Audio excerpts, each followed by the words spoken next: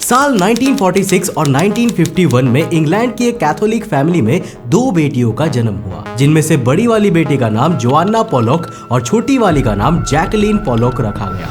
वो पूरी फैमिली एक खुशहाल जिंदगी जी रही थी, जैसी हर कैथोलिक फैमिली जीती है। मगर 1957 में जब वो दोनों अपने 9 साल के दोस्त एंथनी के साथ चर्च जा रही थी, तभी ड्राइवर की लापरवाही की वजह से उन तीनों का एक्सीडेंट हो गया, जिसमें उन दोनों बहनों की मौके पे ही मौत हो गई और एंथनी की हॉस्पिटल जाते समय रास्ते में जान निकल गई। अब बाद में ये पता चला कि जिस लेडी ड्राइवर ने उन तीनों को टक्कर मारी थी वो बहुत ज्यादा नशे में थी और उसने जानबूझकर बच्चों को टक्कर मारी, क्योंकि रिसेंटली उसके बच्चों को उससे छीन लिया गया था। इस घटना ने पोलॉक फैमिली को पूरी तरह से तोड़ दिया था, पर ये इस कहानी का अंत नहीं था। घटना के करीब 1 साल बाद 4 अक्टूबर 1958 के दिन उन बच्चों की मां ने जुड़वा बेटियों को जन्म दिया और अजीब बात यह थी कि उन बेटियों के एग्जैक्टली उसी जगह पे बर्थ मार्क्स थे जिस जगह पे पोलॉक फैमिली की पिछली दोनों बेटियों के चोट के निशान पड़े हुए थे। जब वो दोनों 3 महीने की थी तो कुछ समय के लिए उनके पेरेंट्स ने घर शिफ्ट किया, मगर 4 साल बाद जब वो वापस आए तो वो दोनों बहनें हर एक जगह को ऐसे पहचान रही थी जैसे बहुत पहले से वहां पर रह रही हो, जबकि वो दोनों वहां पर पहली बार आई थी। उन्हें कभी भी उनकी बहनों के बारे में ज्यादा डिटेल से नहीं बताया गया था, मगर वो दोनों 4 साल की बच्चियां जोआन्ना और जैकलीन के सभी खिलौनों को उनकी नामों से बुला रही थी, जिन नामों से उनकी बड़ी बहनें बुलाया करती थी। और केवल यही नहीं, कार एक्सीडेंट का जिक्र कभी ना किए जाने के बावजूद उन दोनों बहनों को हर एक डिटेल, इवन एक एक चोट के बारे में पता था और उन दोनों बहनों को कार से डर भी लगा करता था। कई बार उन्होंने एक बुरे सपने का भी जिक्र किया, जिसमें उन्हें सपना आया करता था कि कोई उन्हें कार से उड़ा के चला गया। आप इतने सारे रिलेशंस को कोइंसिडेंस बोलकर इग्नोर कर सकते हैं, लेकिन हमारे लिए दिस इज सिंपली रीइंकार्नेशन, यानी कि पुनर्जन्म। हालांकि इसी तरह अभी आज से कुछ साल पहले एक इजिप्शियन प्रिस्टेस का पुनर्जन्म हुआ था, जिसने इजिप्ट के कुछ ऐसे रहस्य बताए जो रिसर्चर्स किसी जन्म में भी ना पता कर पाते। अब आखिर क्या थे वो राज और क्या थी इजिप्शियंस की काली हकीकत? वेल, आज के इस वीडियो में हम इसी के बारे में बात करने वाले हैं। तो हेलो गाइस, मैं हूं कौशिक और चलिए शुरू करते हैं एक और नए एपिसोड को।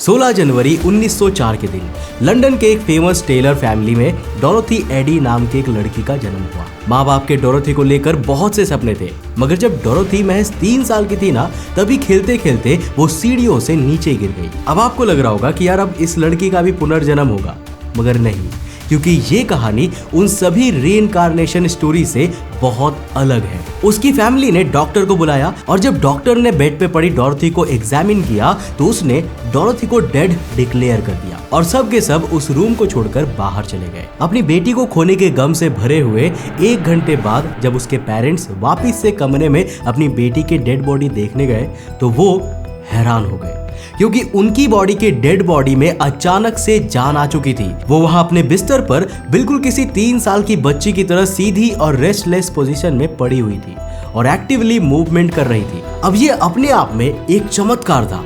आखिर 1 घंटे पहले डेड डिक्लेयर कर दी गई लड़की जिंदा कैसे हो सकती है?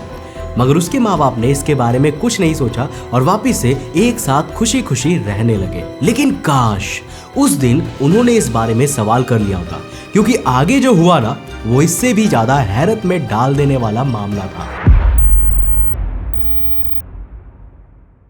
साल 1908 में जब डोरोथी के माँ बाप उसे ब्रिटिश म्यूजियम लेके गए तो पूरे म्यूजियम में डोरोथी बिल्कुल नॉर्मल एक्ट कर रही थी, मगर जैसे ही वो लोग इजिप्शियन सेक्शन में पहुंचे डोरोथी का रवैया बदल गया। 4 साल की उम्र में जहां बच्चों को चीजों की समझ भी नहीं होती, वहीं पर डोरोथी सारे आर्टिफैक्ट्स को बड़े सम्मान के साथ देख रही थी, जहां तक कि कुछ मूर्तियों के तो वो पैर तक छूने लगी। ये वहां मौजूद सभी लोगों के लिए काफी अजीब था, मगर हद तो तब हो गई जब एक प्रिजर्व्ड रखी हुई मम्मी के सामने डोरोथी इत्मीनान से बैठ गई और उसने उठने से मना कर दिया। जब उसकी माँ ने उसे जबरदस्ती उठाने की कोशिश की तो डोरोथी चिल्लाने लगी और बोली कि मुझे यहीं छोड़ दो, ये मेरे लोग हैं। और बस उस दिन के बाद डोरोथी का नेचर हमेशा हमेशा के लिए बदल गया। उसे अजीबोगरीब सपने आने लगे, जिसमें वो अपने आप को लाइमस्टोन्स के बीच घिरे गार्डन में देखा करती थी और बीच रात में अचानक उठने के बाद रोने लगती थी। उसके बाद उसके माँ बाप परेशान रहते थे कि आखिर उनकी बेटी इतना अजीब बर्ताव क्यों कर रही है। मगर जागने के बाद डोरोथी अपनी माँ बाप से बस यही कहा करती थी कि ये उसका घर नहीं है, बल्कि उसका घर कहीं और है, और जिद करने लगी कि वो उसे वहीं पर छोड़कर आ जाए। अब म्यूजियम से लौटने के कुछ महीने बाद डोरोथी को एंशिएंट इजिप्ट और उससे रिलेटेड कुछ फोटोज मिली, जिन्हें देखते ही वो अपनी माँ के पास गई और उन्हें ढेर सारी बातें बताने लगी, जो किसी 4 साल के बच्चे के लिए बहुत ही अजीब बात था। उसने अपनी माँ को हायरोग्लाइफिक्स की तस्वीरें दिखाई।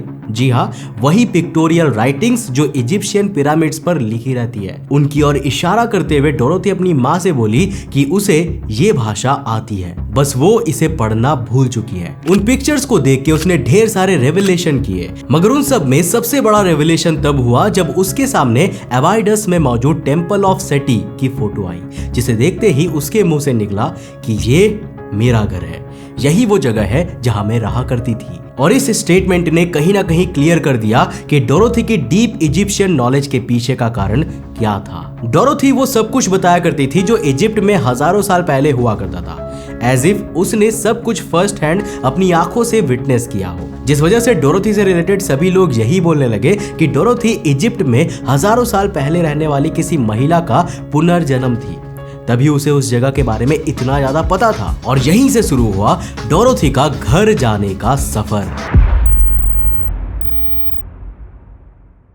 डोरोथी ने अपनी जवानी और बाकी बची जिंदगी इजिप्टोलॉजी पढ़ते हुए निकाल दी, इस मौके की तलाश में कि कब उसे इजिप्ट जाने को मिलेगा, और किस्मत ने उसे मौका भी दिया। जब साल 1933 में 29 साल की उम्र में उसने अब्दिल माकवीन नाम के इजिप्शियन आदमी से शादी कर ली और उसके साथ कायरो चली गई। जब उन दोनों को बच्चा होने वाला था ना, तो डोरोथी ने इंसिस्ट किया कि वो अपने बच्चे का नाम सेटी रखेगी। सेटी 19th डायनेस्टी के फेरो थे, जिनके नाम पे वो मंदिर बनाया गया था, जिसे डोरोथी अपना घर क्लेम करती थी। इजिप्ट में एक रिवाज है कि जब भी औरत शादी करके नए घर में आती है ना, तो उसे मायके का नाम छोड़कर ससुराल में एक नया नाम अपनाना होता है। अब इस परंपरा को मानते हुए डोरोथी ने अपना नाम ओम सेटी रखा, जिसका लिटरल ट्रांसलेशन है मदर ऑफ सेटी, यानी कि सेटी की माँ। कायरो आने के बाद डोरोथी की एक नई जिंदगी शुरू हो चुकी थी, जिसके लिए वो बहुत कुछ कर सकती थी, मगर उसकी जिंदगी वैसी नहीं रही जैसी होनी चाहिए थी। उल्टा अब्दिल की उससे शादी एक सेल्फिश मोटिव वाली मैरिज ज्यादा लग रही थी,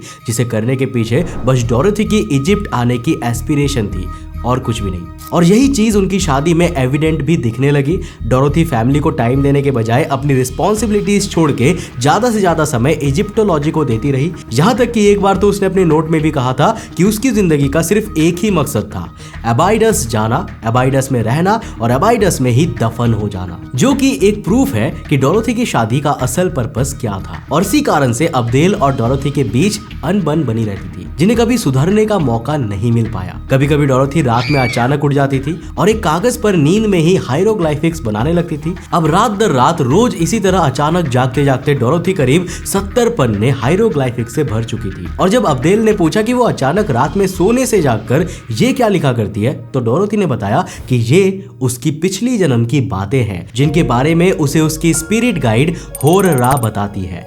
अब्दिल की पूरी फैमिली के लिए ये सारे इंसिडेंट्स किसी पैरानॉर्मल एक्टिविटी से कम नहीं थे, मगर आखिर में सब्र का बांध तो तब टूट गया जब एक दिन अब्दिल के पिताजी चिल्लाते हुए घर से बाहर निकले और बोले कि उन्होंने एक फेरो को ओम सेटी के बेड के पास बैठे हुए देखा था।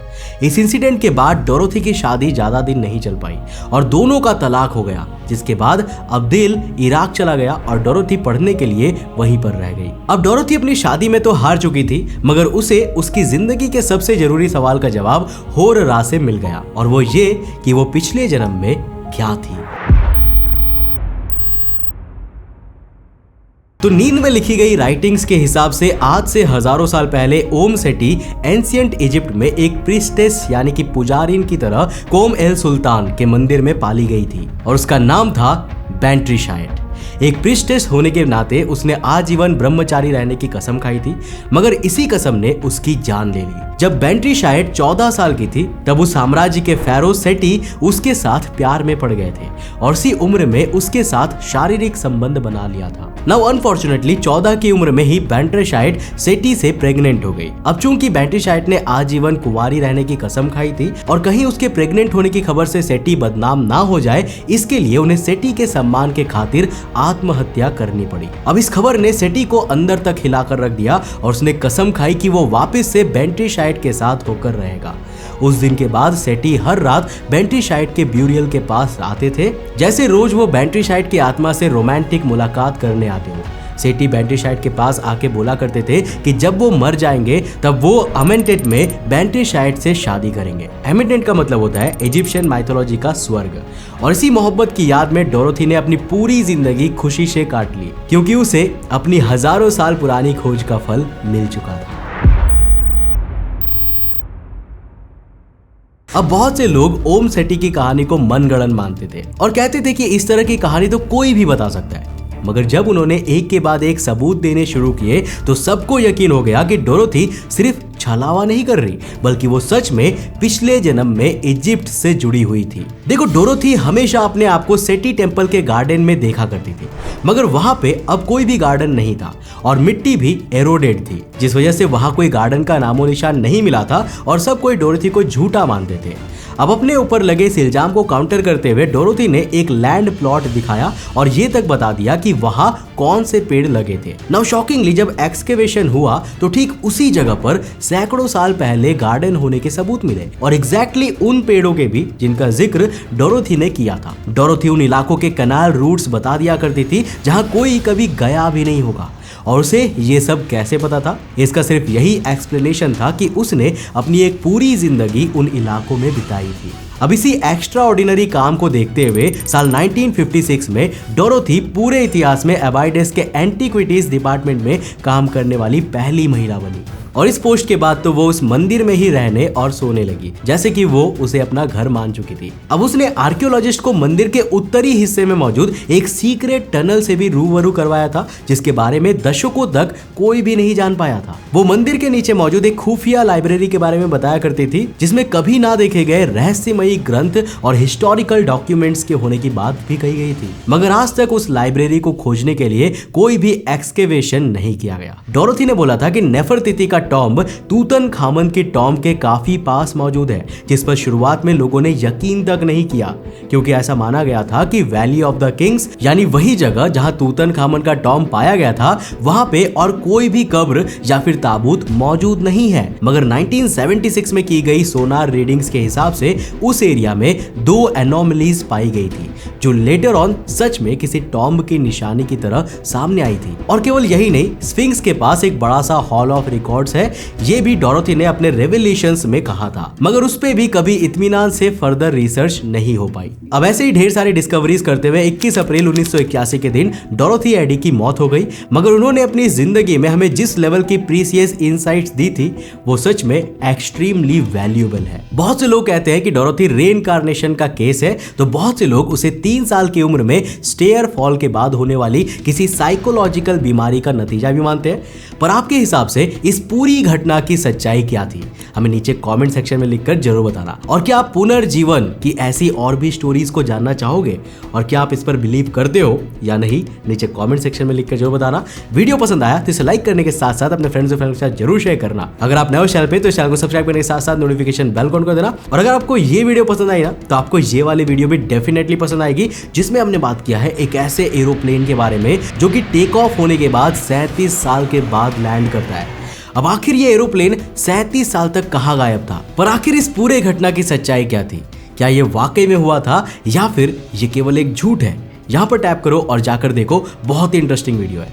मैं मिलता हूं आपको नेक्स्ट एपिसोड के साथ, तब तक के लिए बाय, जय हिंद।